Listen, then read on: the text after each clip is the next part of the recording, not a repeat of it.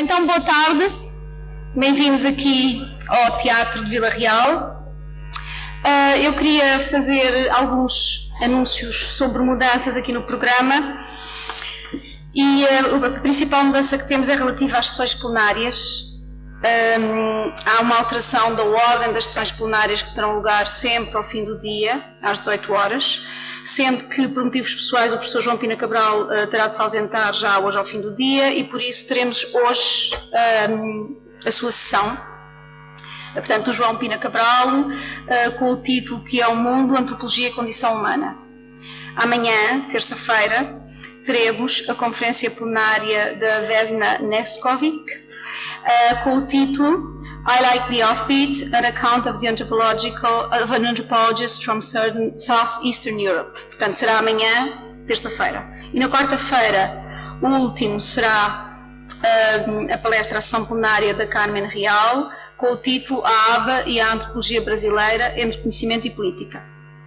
Portanto, agradecia que anotassem essa alteração, que será também divulgada lá em cima no campus, mas queria desde já salientar isso. Bom, e com estas modificações vamos passar então aos nossos momentos de duetos, que terão sempre lugar por volta das 5 da tarde aqui no teatro, portanto, imediatamente antecedendo as sessões plenárias. Hoje este dueto será travado será uma conversa entre, melhor dizendo, a Carmen Real e o Miguel Valde-Almeida.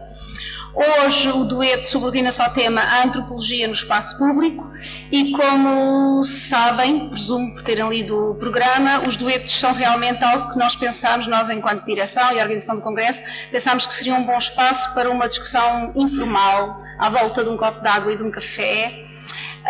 Ou álcool acho que não é permitido, portanto teremos de ficar por isto. Uma conversa assim muito informal, em que depois as pessoas participarão também, portanto deixaremos um espaço no final para algum diálogo. E a temática de hoje é a antropologia e espaço público, e os nossos dois convidados para este dueto de hoje são pessoas bastante conhecidas da antropologia portuguesa, brasileira e internacional, a Carmen Real e Miguel Valde-Almeida. A Carmen Real é antropóloga, é professora no Departamento de Antropologia da Universidade Federal de Santa Catarina e atua também no programa de pós-graduação em Antropologia Social e no doutorado interdisciplinar em Ciências Humanas. Lecionou já em várias universidades, entre as quais a Universidade de Brasília, a Universidade da República e a Universidade de Lisboa. Foi também pesquisadora visitante na Universidade de Cádiz, na Universidade Complutense de Madrid e em Toulouse e no Collège de France. Participou das criações das revistas Ilha e Vibrant e tem publicações na área da antropologia urbana, na área da antropologia do desporto, dos mídia e também da história da antropologia. Coordena o Núcleo de Antropologia Audiovisual e Estudos de Filmagem e o Grupo de Antropologia Urbana e Marítima e integra o Instituto de Estudos do Género. Atualmente é a presidente da Associação Brasileira de Antropologia. O Miguel Valde-Almeida é meu colega e amigo, é doutorado em Antropologia pelo ISCTE, é professor associado com agregação nesta instituição, investigador do CRIA, do Centro em Rede de Investigação em Antropologia, tem desenvolvido pesquisas variadas, quer em termos de espaços geográficos, de contextos etnográficos, quer em termos de temáticas, portanto tem trabalhado sobre género, raça e orientação sexual em Portugal, Brasil e Espanha e tem em curso uma investigação agora sobre a relação Israel-Palestina. Tem vários livros publicados, alguns dos Estados Unidos e Reino Unido e dirige já há vários anos a revista etnográfica, editada pelo CRIA. Para além disso foi também deputado pela Assembleia da República. Foi deputado da Assembleia da República Portuguesa entre 2009 e 2011, em que fez realmente um trabalho notável pela defesa de uma série de direitos importantes na nossa sociedade. E pronto, e é com estes dois elementos que nós vamos então começar os nossos duetos, as nossas conversas informais aqui no nosso Congresso da Associação Portuguesa de Antropologia. Bem-vindos e espero que se debata bastante. Obrigada.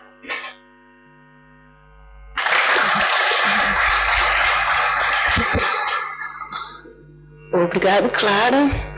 queria agradecer primeiro o convite da APA para estar aqui, do Robert, a Clara, da organização do evento, um lugar magnífico que vocês escolheram, Vila Real. É realmente uma grande alegria estar aqui, encontrar os colegas portugueses e participar desse dueto, que é uma invenção local e que está sendo confundida com duelo. Nós já vamos esclarecer, não será um duelo. Dueto, porque em Portugal, se fosse no Brasil, provavelmente nós chamaríamos de uma tabelinha, que é uma jogada de futebol.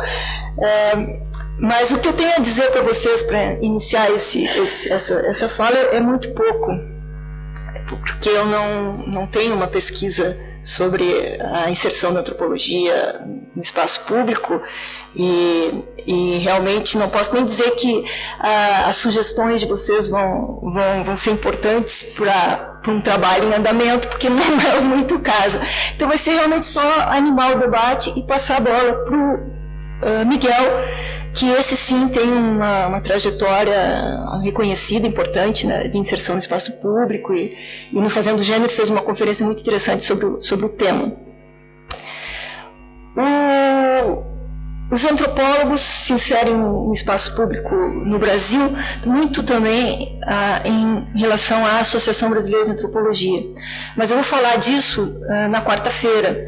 Então, hoje vai ser uma divisão meia simplificadora, porque eu não vou tocar muito no que faz a aba, vou só falar realmente um pouco dessa inserção dos antropólogos, sem que se fale na associação. Essa é uma inserção que tem uma longa tradição de engajamento e tem algumas características. Os colegas que têm uma relação forte com o espaço público no Brasil, eles tendem a concordar que, e essa eu acho que é uma das características principais, de que o seu impacto, a sua importância é maior na formulação dos discursos e menos nas práticas. Quer dizer, posso dar alguns exemplos. A antropologia foi bastante importante quando da Constituição de 1988, e isso depois teve uma repercussão, especialmente, por exemplo, na demarcação de terras indígenas e terras quilombolas no Brasil. Foi muito importante o trabalho dos antropólogos que estudam crianças e adolescentes na formulação do código do ECA, que a gente chama, né? É o Estatuto da Criança e do Adolescente.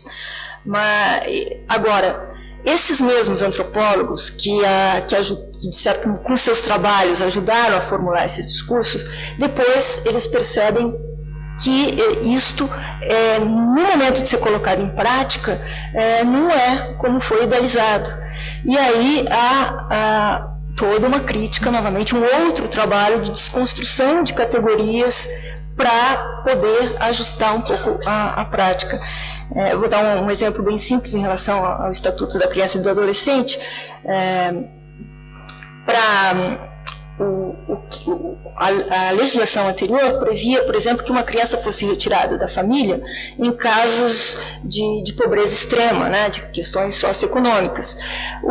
Os antropólogos mostraram que isso não era alguma coisa relevante, que deveria-se ter outros parâmetros para retirar uma criança de uma família, e se conseguiu no ECA que esses parâmetros realmente se alterassem e passaram a ser abandono ou maltrato.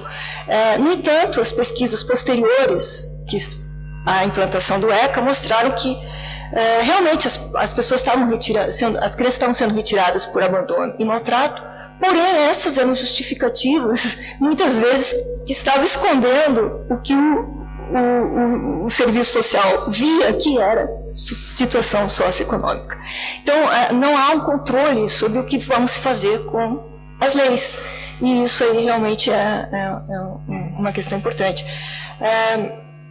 Em termos de direitos humanos, e tem vários antropólogos, eu não vou citar nomes aqui, porque eu já incorri nesse erro numa última palestra, e as pessoas depois disseram, não, mas você esqueceu fulano. E é evidente que em 10 minutos a gente esquece muita gente, então eu vou ficar só um pouco assim no mais geral. Mas quem trabalha com violência, que é outro tema muito candente no Brasil e onde a inserção é muito, muito forte, diz que existe um sistema jurídico separado da aplicação dessas leis. E a influência da antropologia se dá mais nessa formulação, e quase é muito difícil na aplicação.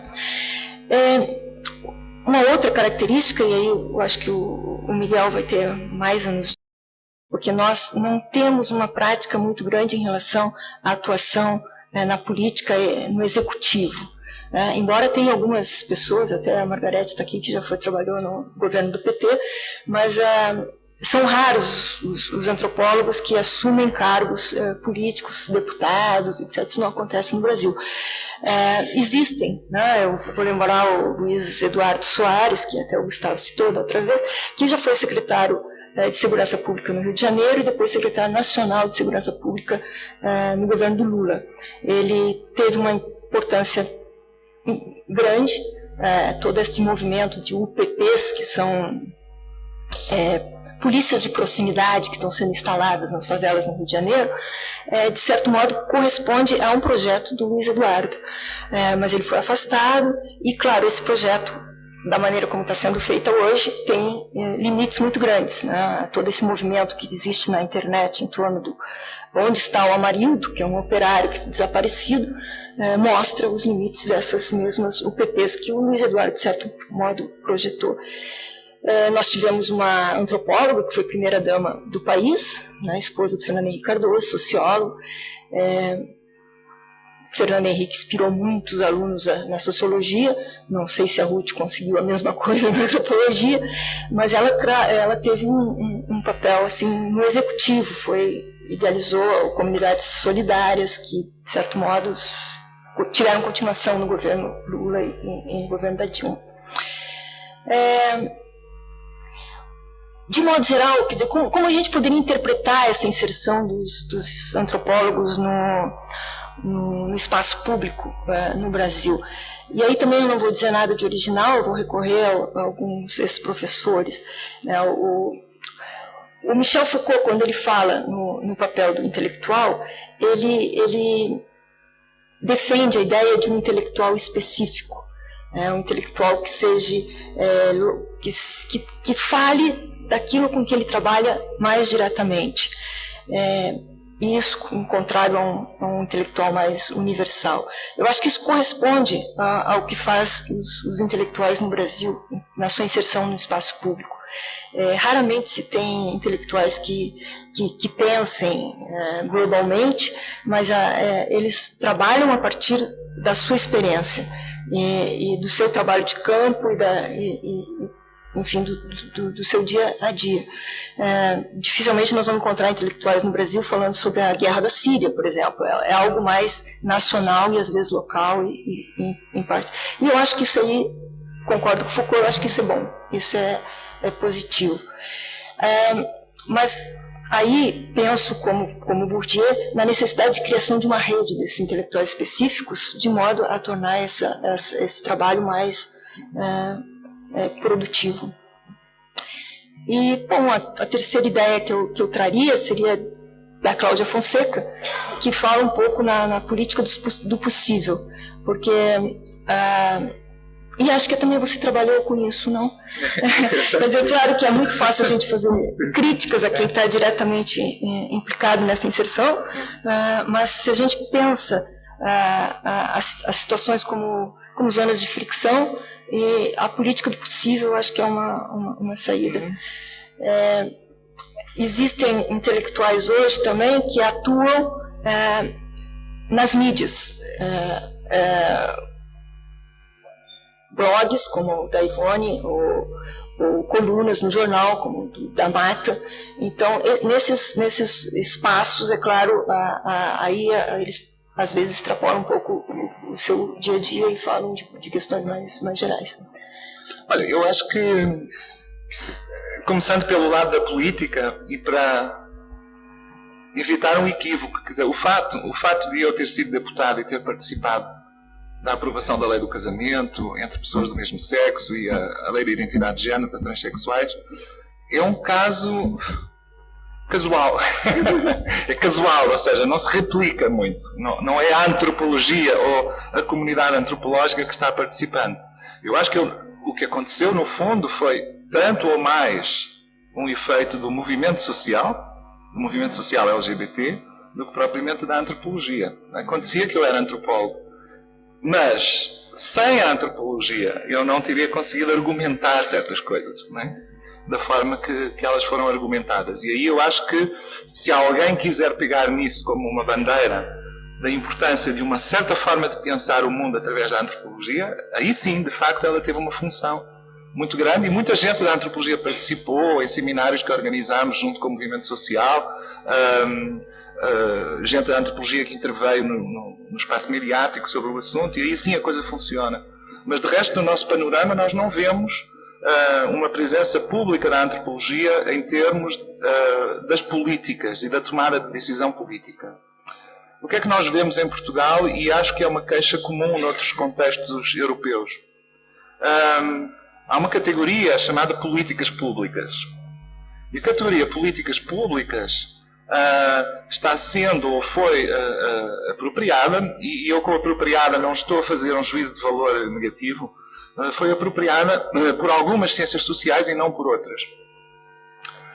Sempre houve presença das ciências sociais no espaço mediático, que é uma parte do espaço público, e essa presença sempre foi muito forte da parte de duas disciplinas. Por um lado a história, por outro lado a sociologia. A história como uma disciplina com uma força muito grande do ponto de vista da construção do Estado e da construção das suas representações, e também das contra-representações. Portanto, é muito notório no espaço público mediático a presença de historiadores degladiando-se em torno de representações diferentes do país, da nacionalidade, da sua composição social e da história colonial, por exemplo, e sobretudo da sua história política, salazarismo, democracia, etc. E é já muito tradicional a presença sociológica no espaço mediático geral, ou seja, em que a pessoa se apresenta como sociólogo, e aí também de vários lados, embora tendencialmente cobrindo mais uma área ideológica mais progressista, não é? E que chega eventualmente às figuras como Boaventura Sousa Santos e por aí fora, que chegam a ter um papel de liderança para certos movimentos sociais. E também, se quisermos incluir no espaço mediático virtual, cada vez mais jovens economistas que assumem a economia como ciência social e que fazem um papel contra-hegemónico. Há um blog muito conhecido chamado Ladrões de Bicicletas e outros. E estas franjas já estão muito ligadas ao movimento social, aos movimentos sociais, onde então você vai encontrar muitos estudantes de antropologia, mas não tanto os profissionais. Alguns também, alguns colegas meus, mas mais os estudantes. Mas o que eu quero dizer é o seguinte, é que há uma hegemonia da ideia de políticas públicas e da sua associação à disciplina sociológica e a certas instituições e a certos meios, que por sua vez funcionam muito como think tanks, portanto, como reservas de pensamento de partidos políticos, sobretudo mais à esquerda do centro. E que depois, quando esses partidos estão no governo, em Portugal sobretudo o Partido Socialista, quando está no governo há uma participação direta, às vezes direta sob a forma da ocupação do Ministério, da Secretaria de Estado, por parte do próprio cientista social / sociólogo, e hoje em dia também a categoria cientista política aparece em Portugal, mas é recente, e aparece na prossecução da política pública que foi gizada nos papéis cinzentos, né, nos grey papers e na grey literature, e que é transformada em política, efetivamente, do ponto de vista da opção de governação. Isso em Portugal é muito forte. É muito forte. É muito forte, portanto, essa disputa, esse debate mediático em que participam cientistas sociais, nomeadamente da história e da sociologia, e é muito forte a ligação entre uma certa sociologia e as políticas públicas, ligada depois à governação direta de uma certa área política concreta. Isto depois replica-se na nova forma de participação no espaço público mediático, que é a figura do comentador e do debatedor na televisão. Pelo menos em Portugal é uma tradição muito forte, há muito programa de debate e muito comentário à notícia, as televisões canibalizam muito os especialistas para isso. E quando nós contamos as cabeças do ponto de vista disciplinar, há sempre duas lógicas nas TVs. A lógica de posição política, esquerda-direita, e a lógica de especialização profissional e académica. E aí, novamente, você vai ver, isso confirma a minha tese, acho eu, porque você vai ver a replicação do sociólogo da política pública como comentador e debatedor do programa televisivo, e você vai ver outra vez a replicação do historiador de direita e do historiador de esquerda como comentador da política, tal como ela está acontecendo no cotidiano. O que é que eu quero dizer com isto? O antropólogo está de fora. A antropologia está de fora. Então a antropologia é chamada ao quê? É chamada ao pequeno comentário sobre o assunto marginal, às vezes não tão marginal como isso, de um assunto que o jornalista pensa que é a especialidade da antropologia. Isto é comum a todo o mundo. Os nossos colegas americanos falam disto, os japoneses, vocês também, não é? E que basicamente funciona através a jornalista ou o jornalista liga para o CRIA mais do que para a APA, porque aqui a APA funciona como uma estrutura associativa de um tipo um pouco diferente, mais para o CRIA como centro de investigação, e pergunta quem é que sabe alguma coisa sobre não sei o quê, e alguém responde. Só que normalmente é o que o jornalista imagina que é a especialização da antropologia. E então vai dar a questões que têm a ver com ruralidade, tradição popular, folclore, etc, etc. Às vezes coisas um bocadinho mais sexy do que isso, bem, para o meu gosto pessoal. Eventualmente, desde que aconteceu o que aconteceu, um pouco para os direitos humanos. Um pouco para a área da imigração. E, francamente, já para tudo o que tem a ver com o diálogo intercultural, que é a catchphrase oficial dos governos portugueses, sobre as relações interétnicas e tal. Bom, mas não para a pluralidade fantástica e já criativa dos temas que as pessoas trabalham, como a gente vê neste congresso, não é? Então é muito por aqui que eu acho que a nossa participação no espaço público se dá, e depois há tudo o que é oculto. É provavelmente o mais nobre, mas aquilo que não se vê. E aí a gente já não pode chamar de espaço público, porque também já não é aquela comunidade imaginada que está funcionando, não é?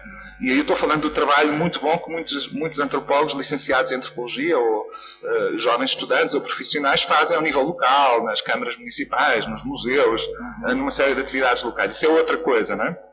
É o espaço público mais localizado. Agora, o espaço público nacional, que implica a política, para todos os efeitos, seja ela através dos mídias, seja através dos órgãos de governação, aí de facto nós estamos de fora, estamos bastante afastados. Não, eu acho que essa participação, esse chamado da mídia constante, isso aí também existe.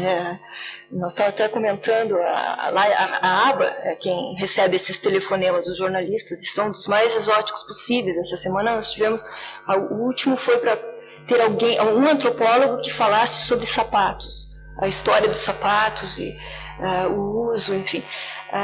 Isso aí acontece, mas também acontece, claro, demandas mais sérias. O pessoal de Brasília é o que mais sofre, porque como a aba está localizada atualmente em Brasília, a gente acaba recorrendo aos antropólogos de lá.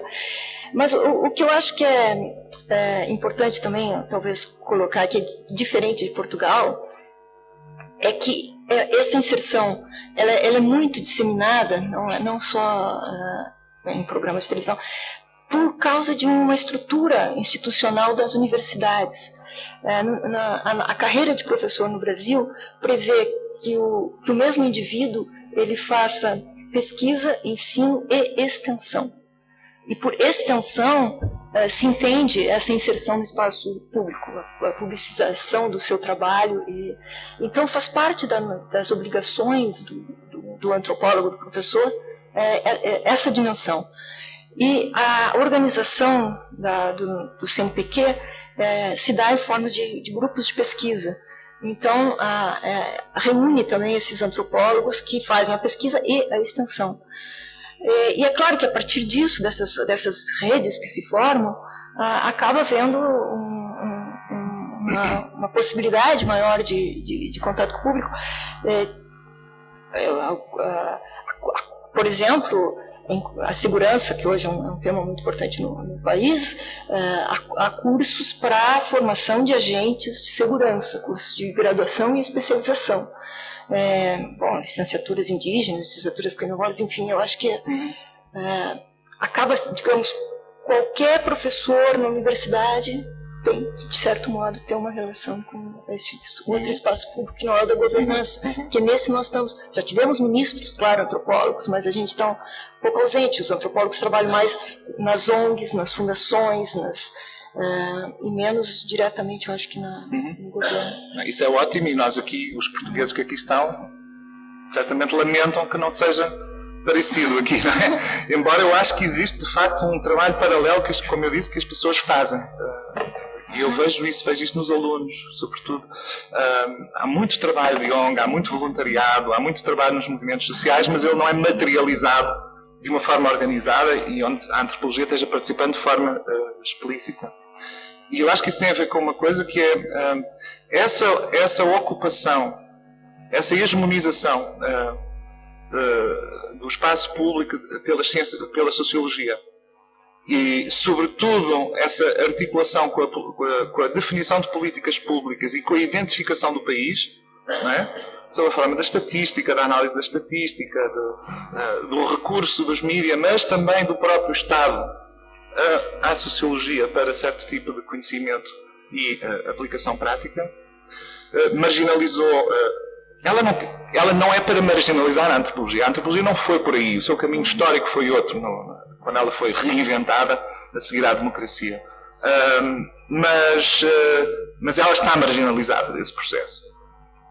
Isso tem uma vantagem e tem uma desvantagem. Tem a vantagem de que isso permitiu que, provavelmente a partir de há uns anos para cá, nós começamos a ver a antropologia a surgir de novo e a haver uma curiosidade e um interesse mediático por ela e por algumas das suas figuras representadas. Porque se percebeu que há ali um outro discurso que não é circular, que não é autofágico, né? E que é relativamente autónomo. E começamos a ver também a participação de muitos antropólogos jovens e estudantes em muitos movimentos sociais e em muitas formas alternativas de fazer democracia, cidadania e por aí fora. Isto é uma enorme vantagem porque significa a criação de um espaço mais específico e alternativo.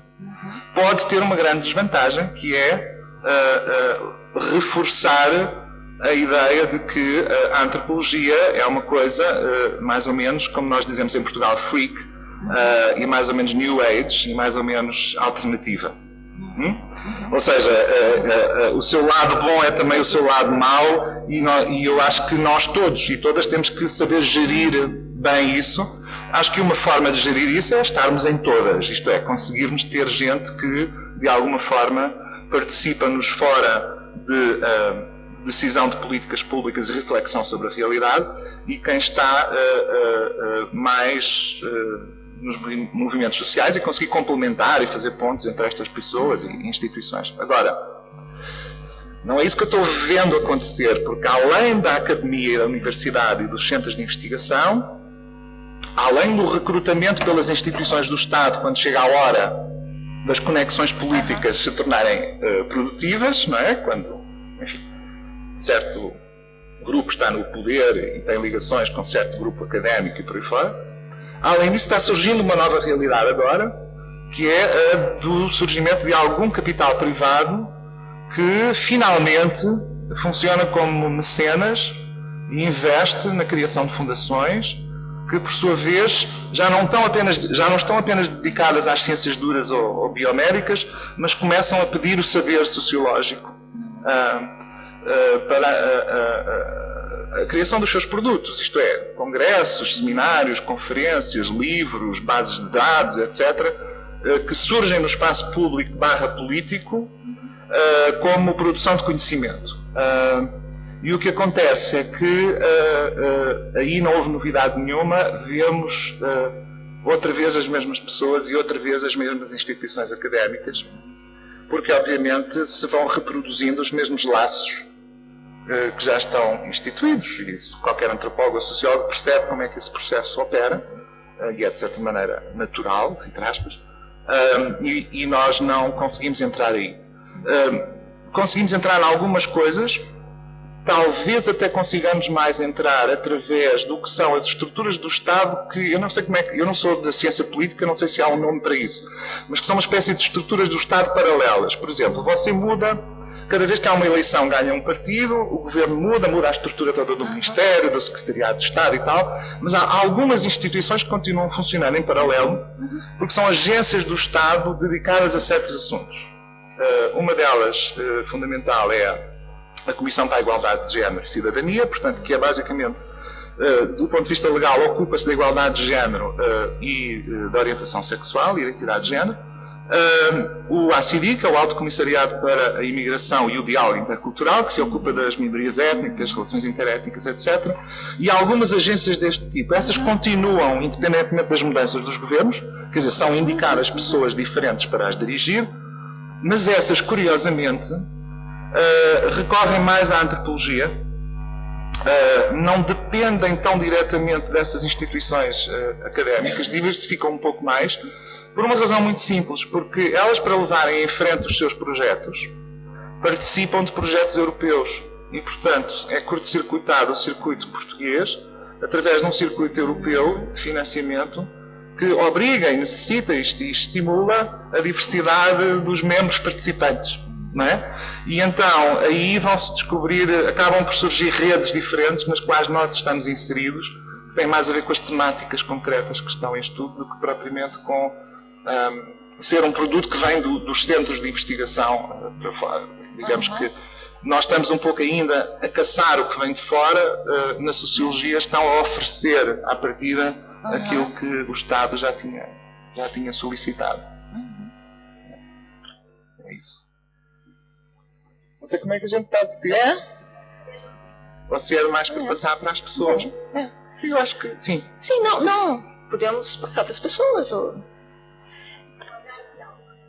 podemos continuar aqui conversando, que está muito agradável, temos um café e tudo.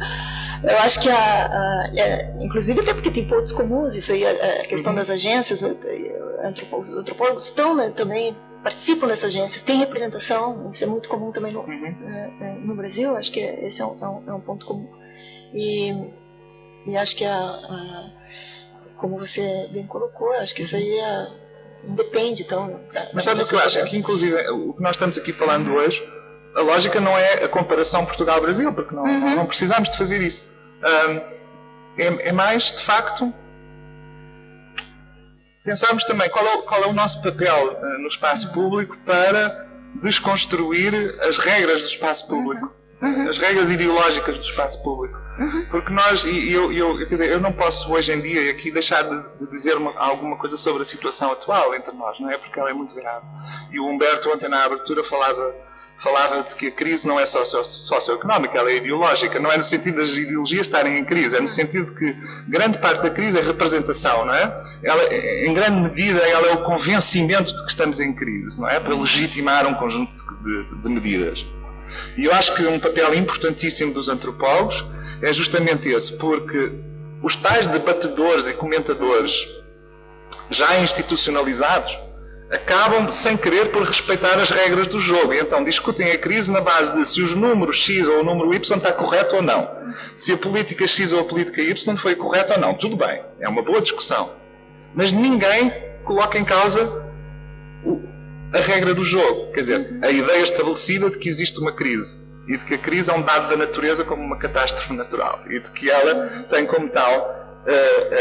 como consequência a necessidade de as pessoas se comportarem de uma certa maneira, etc, etc, etc. E aí nós podemos trazer para o espaço público as informações humanizadas, concretas, baseadas na intersubjetividade do nosso trabalho de pesquisa, e podemos demonstrar, ouçam, a forma como as pessoas vivem a crise não tem nada a ver com o que vocês estão dizendo.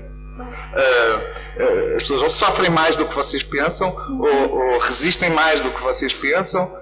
Eu tenho visto sistematicamente, por exemplo, comentários e debates desses, feitos por exemplo, sociólogos, e onde criticam algumas das políticas do atual governo, e falam sem, inclusive, conhecer os dados daquilo que aconteceu verdadeiramente às pessoas, muitas vezes em termos de perda salarial, de perda de um conjunto de direitos sociais e por aí fora, porque estão a viver noutro lugar social, onde essas coisas não acontecem, não é? E a viver com indicadores macro, que são muito ideologizáveis, não é? E nós temos, apesar de tudo, ainda um saber micro que poderia ser contra... hegemônico. Yeah. Não, eu acho que isso aí é básico, é importante. Digamos, não é uma crise tão geral que se discute no Brasil hoje, a não ser através e as manifestações que estão na rua aí mostram isso, há uma fragmentação das palavras de ordem, mas a antropologia está muito presente nisso. Havia palavras de ordem que era a favor dos indígenas, contra outras que não tinham, onde a gente não via tanta presença de um discurso antropológico, mas o que eu penso também é que, digamos assim, os antropólogos que estão refletindo sobre a sua participação no espaço público, eles concordam, eu acho que a formulação de um discurso contra-hegemônico é o central. E eles até acham, pelo que eu converso com os colegas, que eles são até efetivos nisso, eles conseguem mudar o discurso. Agora, como eu digo, o grande limite, eu não quero soar aqui que estou fazendo o fanismo da inserção dos antropólogos no espaço público brasileiro, porque não é isso, eles colocam como grande limite essa defasagem entre o que eles conseguem mudar a nível do discurso e o que acaba se realizando na prática. Então, agora, claro, eu acho que essa relação com os movimentos sociais é importantíssima e há impacto nisso, né? O nome social implantado numa universidade, ele acabou atraindo para essa universidade um número muito grande de travestis, transgêneros. Então a gente percebe que, e foi um projeto de um antropólogo, quer dizer, a gente percebe realmente, consegue se ver o que realmente isso pode gerar. Mas, como eu digo, eles apontam muitos limites nessa prática. O próprio Luiz Eduardo Soares, né, quando trabalha com a questão de segurança, que é um inspirador, vocês provavelmente viram Tropa de Elite 1 e 2, foram os livros deles que inspiraram esses filmes, e agora ele está todo com uma campanha contra a favor não é descriminalização, ele vai além, é liberação das drogas, que é um tema que está também muito importante hoje no Brasil. É um antropólogo falando e tentando construir um discurso contra-hegemônico. Se vai ter sucesso ou não sei. Mas... Bom, o que há também, e isso em todo o lado, no Brasil, cá em todo o lado, é outra coisa que eu acho ótima, que é pessoas que são formadas em antropologia e um pouco em função disso, elas acabam fazendo outras coisas, não é? Mas tu notas que a qualidade do olhar daquilo que fazem, ou da voz daquilo que fazem, tem muito a ver com esse deslocamento, esse tornar o familiar em exótico e o exótico em familiar, não é? Que a antropologia lhes ensinou. E a gente vê isso em alguns jovens que se tornaram cineastas e documentaristas e que vieram na antropologia e largaram a antropologia, mas foram fazer o seu percurso no cinema e no documentário, mas você percebe que está ali o ensino na antropologia. Você sente isso em alguns cantores e músicos e sente isso em pessoas que foram por outras áreas de atuação. Esse é um dos lados. O outro...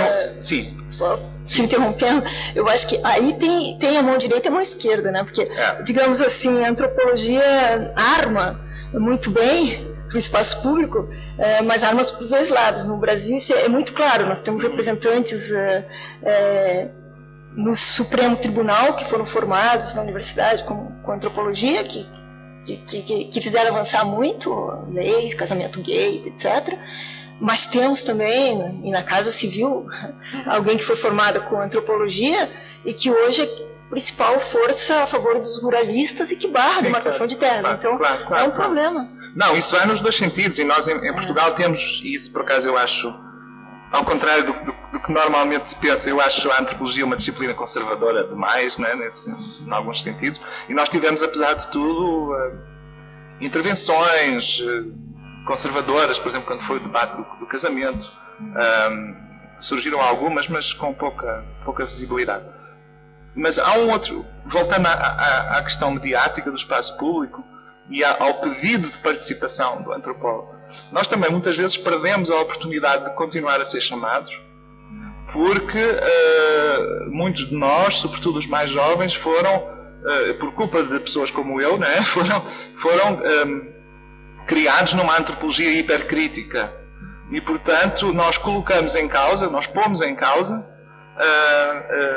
os próprios termos que nos são oferecidos. Por exemplo, alguém telefona para falar sobre uma tradição popular e nós criticamos logo a noção de tradição. Certo, tudo bem, não é? Que a própria cultura nós criticamos. Tudo bem, mas não é bem assim que a gente deve funcionar como jornalista, não é? Há outras maneiras de fazer isso, negociando um pouquinho a objetificação, a reificação das categorias, não é? E depois oferecendo uma possibilidade, uma escapatória para o próprio jornalista fazer o seu processo de fuga daquelas categorias, não é? A não ser que seja um diálogo entre intelectual e intelectual. Isso é uma coisa muito tipicamente portuguesa e completamente estéril. Que e agora está mudando um pouco, e completamente estéril, que é o jornalista intelectual, que é uma coisa que sempre existiu, né, que ocupa a página literária e cultural e o suplemento e não sei o quê, que de qualquer modo é amigo do antropólogo, do sociólogo, porque se encontra no mesmo bar à noite e pertence à mesma rede, porque é um país minúsculo, e esse jornalista telefona a esse cientista social e os dois têm um diálogo que é um diálogo entre eles. Todo premiado das mesmas categorias.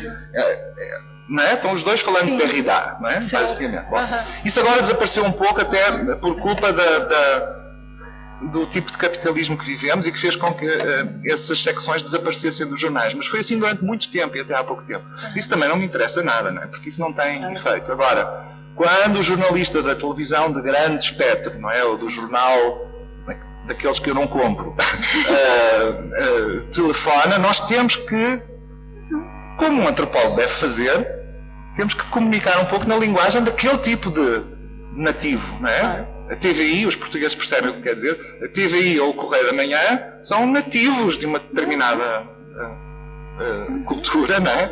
E nós temos que aproximar a comunicação. Eu concordo plenamente, acho que é difícil, um pouco muito duro. Tem uma autora, Ana Tsing, que trabalha um pouco essa ideia, ela fala no livro Fricções que enfim, ela não acredita em universais, mas já se deu conta de que começar uma conversa criticando os universais não é a melhor forma de começar um diálogo. Eu acho que sim. Agora, eu acho que tem uma coisa nessa relação entre antropologia e jornalismo, além dessa que tu apontaste no Brasil, que é muito específica. Sim, nós somos chamados pelos jornalistas para falar de A, B e C. Agora, quando a gente quer falar, e aí eu vou falar num limite da aba, por exemplo, nem sempre se consegue. Quer dizer, na questão da demarcação de terras indígenas, nós temos o principal veículo do país, que é, em termos de revista, né, que é a revista Veja, que tem uma campanha feroz. Chegou até a criar fazer uma reportagem que chamava Fardo dos Antropólogos. Então, é uma campanha, é um veículo muito abrangente e não se consegue penetrar nesse veículo. Realmente há interesses. A gente não pode também ser inocente a ponto de achar que, bom, talvez seja só uma mudança de forma de comunicação. Não, há interesses por trás desses veículos e eles são bem claros, né? Então, às vezes se consegue, outras não. E quando se consegue, você tem razão, a gente tinha que ter eu não sei, você falando, Miguel, eu me lembrei muito A Sociologia é um Esporte do Combate, né, do Bourdieu, que, dá uma entrevista na televisão, mas não permite que se edite, não permite que se corte, e na verdade, a pessoa pode perguntar o que quiser e ele vai falar o que quiser. Bom, ele pode, a gente não pode, mas tem que ter estratégias para fazer isso. Sim. Né? Mas eu acho que tu tem razão, usando o nosso instrumental e percebendo que, bom, vamos partir do discurso nativo. Não, é isso, isto é, quer dizer, isto são diálogos, não é? diálogo parece assim beatífico, na realidade são disputas constantes mascaradas de diálogo. Não é? Você, quando vai na televisão, por exemplo, a gente pode organizar um dia um workshop, eu tenho experiência sobre isso, a gente pode organizar um workshop sobre isso, que há técnicas que eu aprendi pela prática, não é? Ninguém me ensinou. E basicamente você o que faz naquilo que parece um diálogo simpático é uma luta feroz e violentíssima, em que você, do ponto de vista simbólico, porque basicamente o jornalista pergunta uma coisa, 90% das vezes absurda, à partida, portanto cognitivamente problemática, não percebe? Ou então que encaminha o diálogo num sentido que não interessa. E há maneiras de dar a volta a isso. É o clássico antes de responder. Antes de responder, gostaria de. E portanto acho que a gente pode fazer um workshop chamado Antes de Responder, porque há maneiras de a gente dar a volta a isso e precisamos de o fazer para depois também podermos oferecer, não é? Quer dizer, aqueles de nós que queiram, porque atenção, não transformar as ciências sociais e muito menos a antropologia num movimento social, porque não, antes disso é uma ciência, não é? E muitos de nós querem fazer trabalho no silêncio dos seus gabinetes, ou dos arquivos, ou no terreno, e fazê-lo dentro de um certo espírito e com certas opções ideológicas, inclusive muito diferentes, e isso não só é respeitável, como acho que deve ser acarinhado, porque senão nós também, não é? Vamos passar de uma espécie de positivismo supostamente neutro, mas na realidade ao serviço de um determinado poder, como foi a antropologia que nós tivemos que anular a seguir à ditadura, não é? Mas também não queremos passar disso para uma espécie de vanguarda dos movimentos sociais, porque não é suposto ser isso, não é? Agora, oferecer, aqueles de nós que queiram oferecer crítica e autocrítica aos movimentos sociais e mudar o nosso conhecimento e a nossa epistemologia graças à experiência dos movimentos sociais ou das populações, fantástico, não é? Mas também não é obrigatório.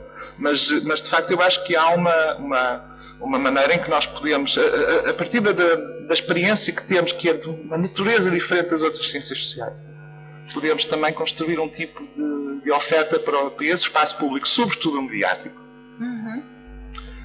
Se possível o político também, que pode ser diferenciada.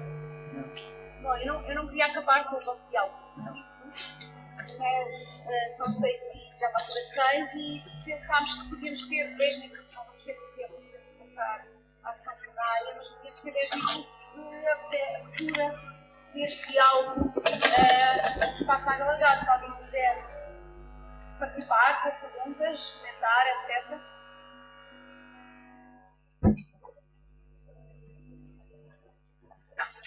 Como vai ser toda a gente tem direito a... Não.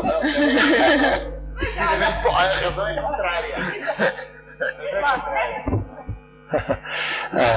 Eu gostei muito de vos ouvir e eu estava a ouvir-vos e estava a pensar, há aqui uma espécie de coisa que engana.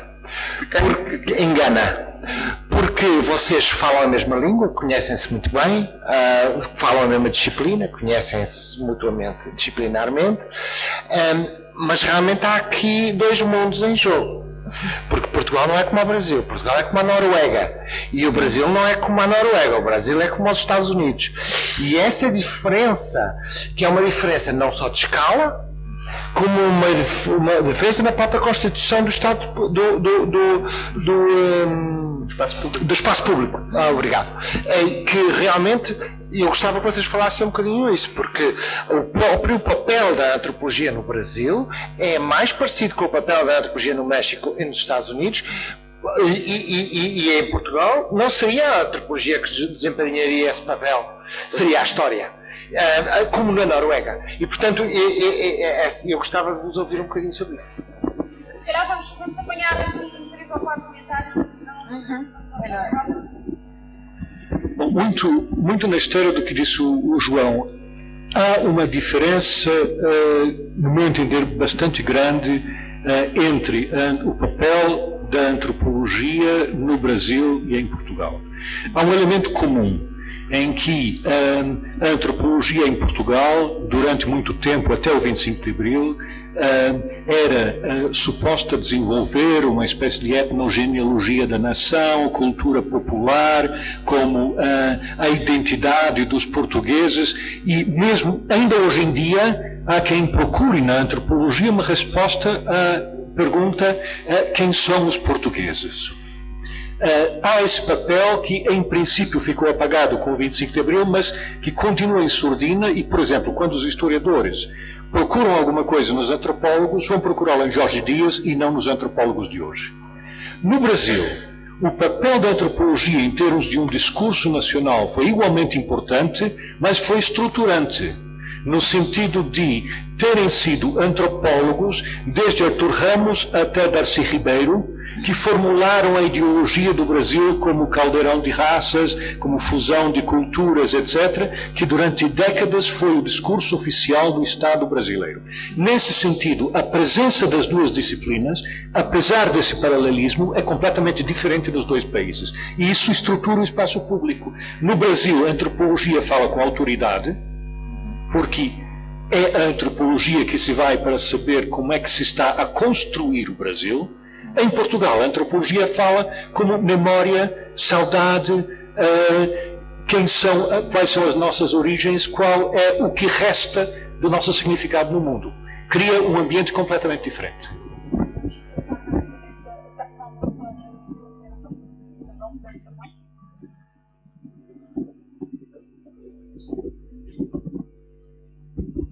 Obrigada. Eu somente queria ressaltar um ponto em que os dois colegas e professores concordaram, além das diferenças que devem marcar entre a antropologia e o seu rol no Brasil e no Portugal, mas vocês dois e muitos dos colegas aqui ressaltam constantemente o rol da antropologia na crítica à hegemonia, contra a hegemonia, até o nosso congresso chama Em Contraponto. E eu queria fazer uma pergunta geral aos colegas. Eu venho de uma cátedra de estudos de pais de conflito. E a minha pergunta é se é a crítica o único que nós queremos e podemos oferecer. Acho que é verdade, a antropologia teve, como muitas outras disciplinas, que passaram por um tempo de grande acento, grande ênfase na crítica, a pluralidade, toda a questão pós-moderna e o movimento de crítica de Rossi. E agora, depois de toda essa crítica, será que nós também vamos transcender esse ponto e poder colaborar com uma transformação mais profunda, com um processo de criação? E eu queria saber suas perspectivas nisso. Como que a antropologia pode, no espaço público, contribuir a uma criação, a uma recriação, transformação mais profunda, tendo em conta a crítica que é importante, mas transcendendo ela. Ok, temos mais uma pessoa ali com o verde.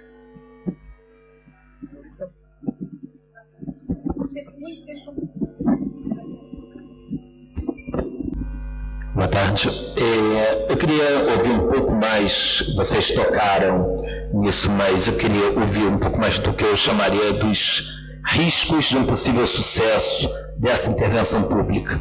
A Carmen falou de um sucesso na questão das demarcações, e recentemente ouvimos o caso de uma antropóloga que vem não desses estratos do contraponto, mas de uma matriz justamente da manutenção, dos latifundiários.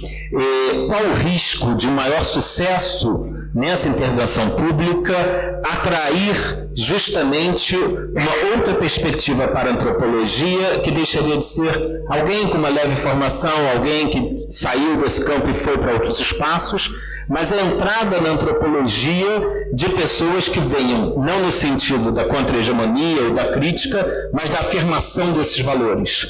Ou seja, como que esse sucesso possível, e estando agora acontecendo em alguma escala, mas uma ampliação desse sucesso demanda riscos, e quais as armas que nós temos para colocar essa antropologia justamente em contraponto sem ao mesmo tempo isso não criar uma demarcação de um pensamento único na nossa disciplina. Não podemos ter muito mais perguntas, porque já estamos muito atrasados para a próxima.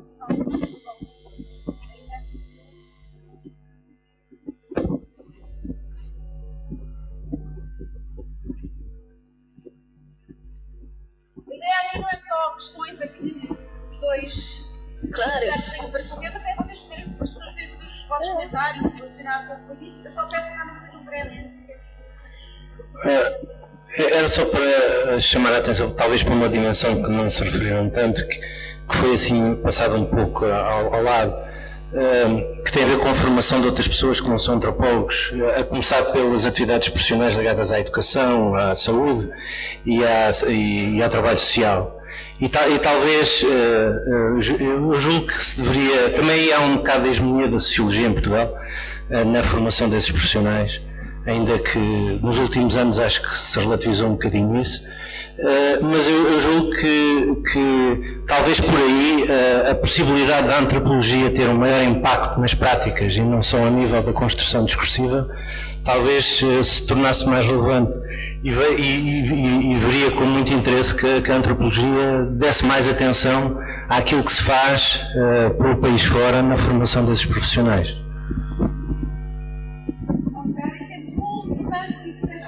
Depois vamos dar 5 minutos aos nossos convidados para, se quiserem, algum comentário aos comentários.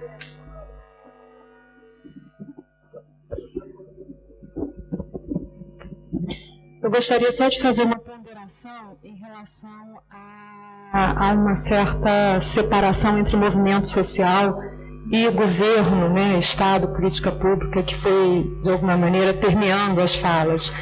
Porque, pelo menos no Brasil, a gente tem uma experiência desde a Constituição de 88, que foram criadas instâncias dentro das estruturas de Estado, onde tem assento as associações científicas e o movimento social organizado em diferentes ministérios e produção de política pública, né? Eu estive representando a ABA por 7 anos, né, num desses fóruns, dentro do Ministério da Saúde, que é justamente o que discute a saúde indígena, as políticas de saúde indígena, que é uma questão muito grave no nosso país, né?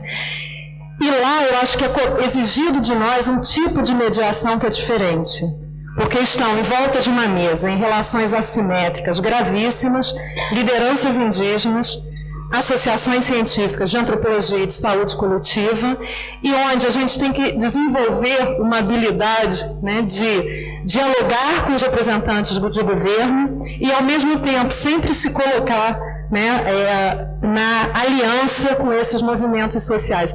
Então, isso tem exigido de nós uma reflexão, né, e uma estratégia retórica e discursiva, né, que nós não tínhamos antes, porque uma coisa é você reivindicar e outra coisa é você executar.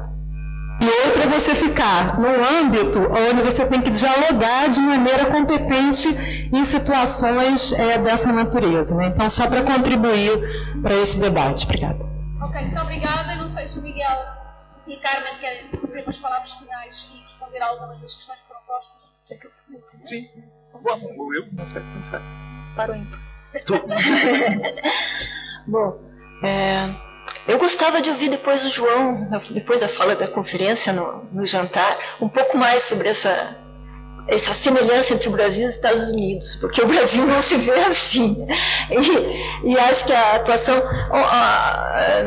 dos antropólogos, pelo menos como eu vejo, por exemplo, tem uma característica que é básica. Há um certo consenso na atuação no espaço público no Brasil. Raramente a gente vê a polêmica e o dissenso. Houve casos, né? A questão das cotas raciais, e aí já respondendo também a pergunta de, afinal, os antropólogos não propõem, eles só fazem discursos contra-hegemônicos, né? Não, eles no caso das cotas raciais, que hoje estão implantadas, foi um momento em que a comunidade antropológica no Brasil se dividiu, mas isso é muito raro.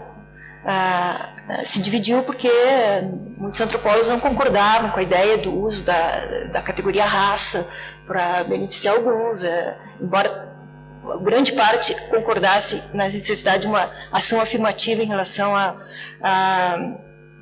as camadas subalternas da população terem acesso ao ensino público e gratuito, mas não queriam essa.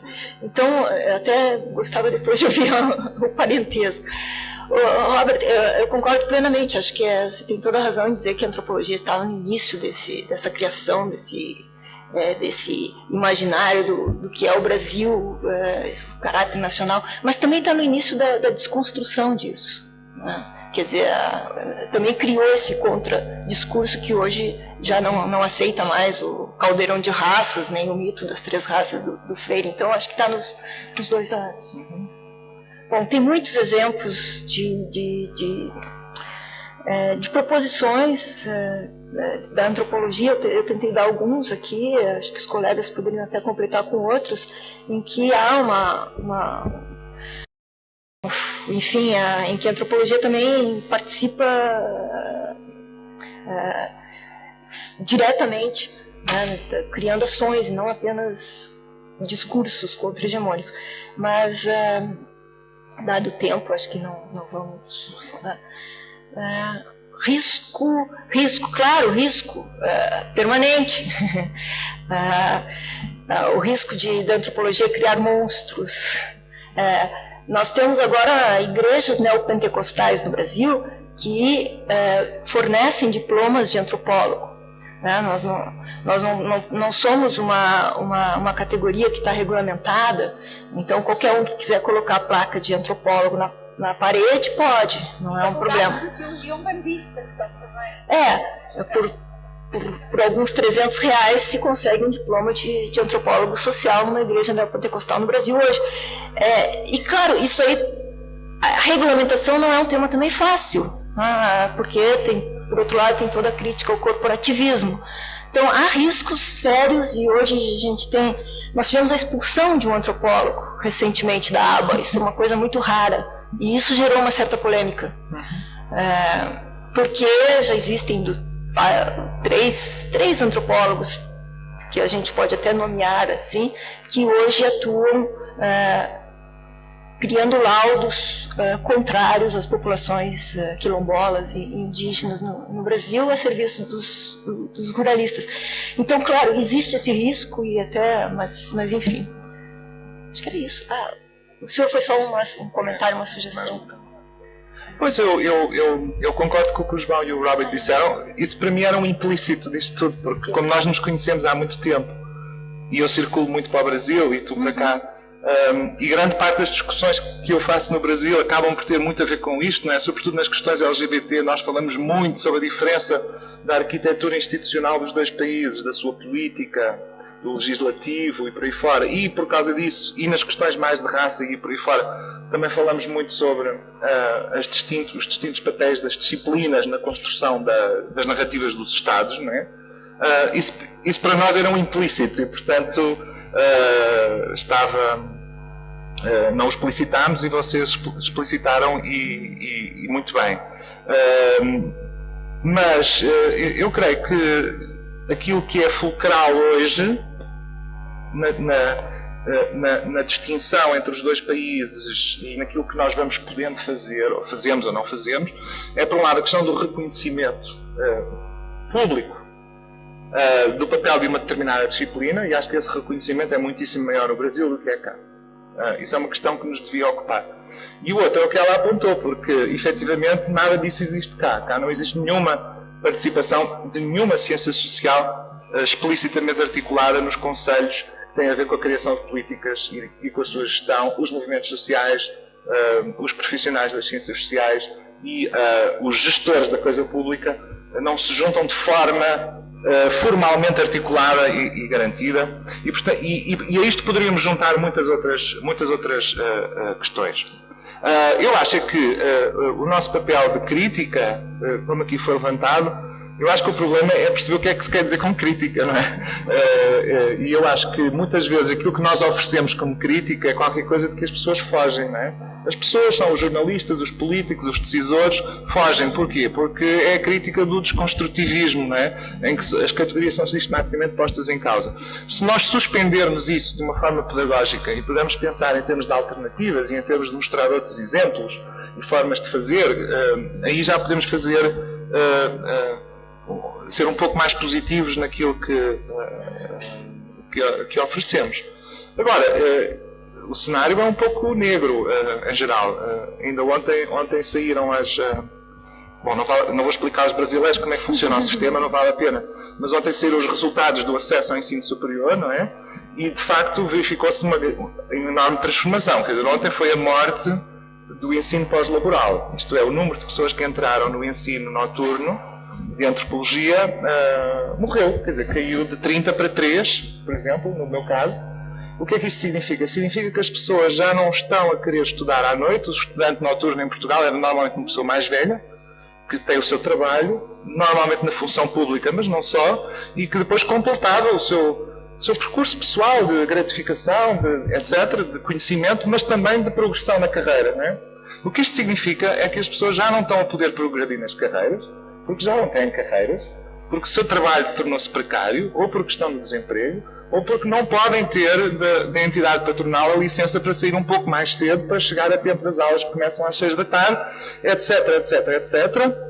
E a queda desse número de alunos no ensino noturno vai fazer com que, por exemplo, a minha vida e a dos meus colegas no ISCTE deixe de ter aquele interesse de extensão e serviço social que tinha, que é aquele prazer de poder estar a fazer a formação contínua das pessoas ao longo da vida, não é?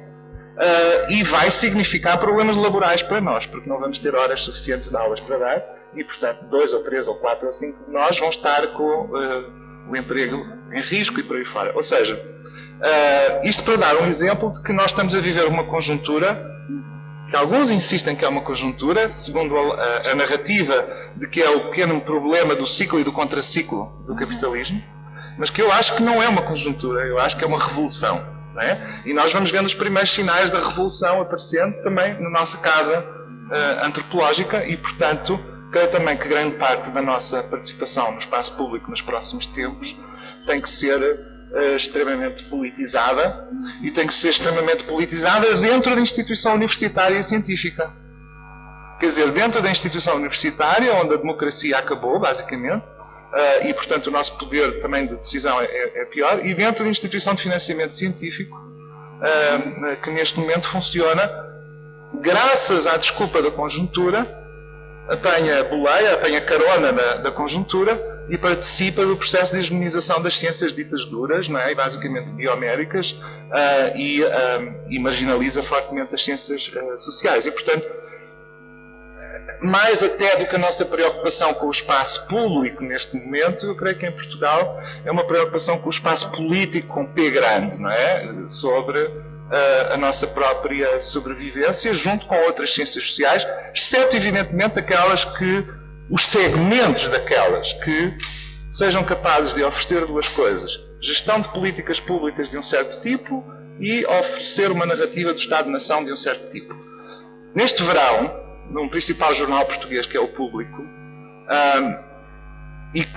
e mesmo assim com conteúdos relativamente liberais e abertos e tal, saiu uma coleção sobre o racismo e o colonialismo português, ou qualquer coisa assim, grandes artigos, mas aqueles artigos foram todos encomendados a certo tipo de pessoas, de certo tipo de instituições e disciplinas, e nós, na antropologia, ficamos sempre assim um pouco horrorizados.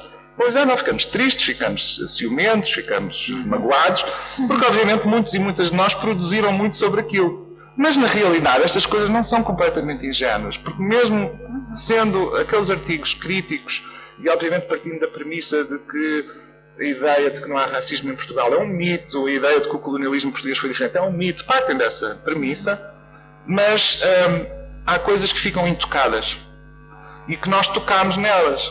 Nós tocámos na lusofonia, nós tocámos na ideia de diáspora e comunidades portuguesas, nós tocámos numa série de coisas e essas não, de facto não querem que se mexam. E eu acho que aí, pronto, vivemos em consciência com aquilo que fizemos e estamos bem. Mas repito, e para os portugueses, e já que está um congresso da Associação Portuguesa de Antropologia, eu acho que nós estamos num momento em que temos que ter um trabalho político, com P grande, portanto não é uma politicazinha, é um trabalho político sobre a nossa inserção na universidade, porque se isso não for garantido, nem sequer estaremos aqui a fazer congressos daqui a 10 anos. E sobre a nossa inserção e reconhecimento dentro das políticas de financiamento científico, porque sem isso daqui a 10 anos não estamos também aqui.